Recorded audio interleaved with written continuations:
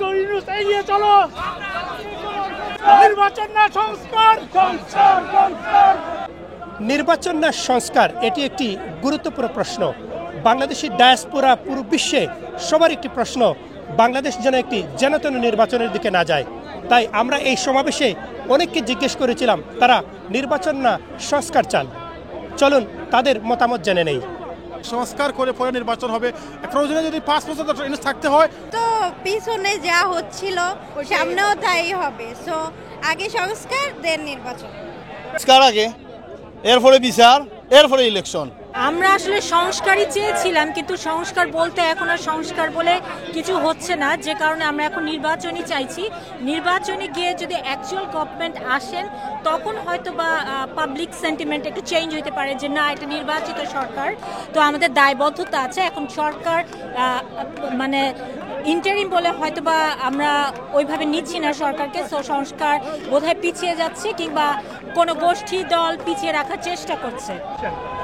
Why reform? Definitely reform. Why reform? Because change has been made by Dr. Yunus, and we want more changes. And as a British Bangladeshi, we want more changes. তো নির্বাচন আমরা বাংলাদেশে বারবার দেখেছি, শেখ হাসিনার নির্বাচনের বিভিন্ন ধরন দেখেছি, বিএনপির আমলের নির্বাচন দেখেছি, বিএনপি জামাতের নির্বাচনও দেখেছি।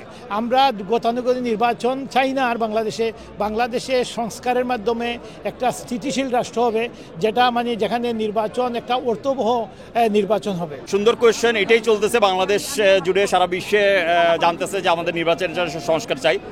গত 52 বছর 55 বছর ধরে সংস্কার তো দেখলাম, সংস্কারের কিছুই হলো না যারাই আসছেন। আর যখনই এই 11 মাস ধরে ডক্টর মোহাম্মদ ইউনূস কিছু সংস্কার করছেন এবং আমরা স্বচক্ষে দেখছি সংস্কার হচ্ছে, তো ডেফিনেটলি আমরা চাইবো যে আগে সংস্কার হোক, কারণ আমাদের দেশ একদম ভেঙে চুরে মুছে গেছে। তো এটাকে একটা পজিশনে এনে তারপরে নির্বাচন দিয়ে সুন্দর একটা প্রোগ্রাম করা উচিত। নির্বাচনের একটা রুট ম্যাপ ঘোষণা হয়ে গেছে, আশা করি এই নির্ধারিত রুট ম্যাপের ভিতরে নির্বাচন হবে। তার আগে প্রয়োজনীয় সংস্কারগুলি অবশ্যই এই সরকার শেষ করবে, সরকারকে শেষ করতে হবে। সংস্কার, প্রয়োজনীয় সংস্কার শেষ করে উপযুক্ত পরিবেশ সৃষ্টি করে ডক্টর ইউনূস সাহেবের মাধ্যমে একটা সঠিক নির্বাচন আমরা বাংলাদেশে আশা করি। 100% reform. Why 100% reform? Because we have seen some changes now and we want to see more changes. To get a stability in the country, we need to see sustainability and more changes, reforms, inshallah.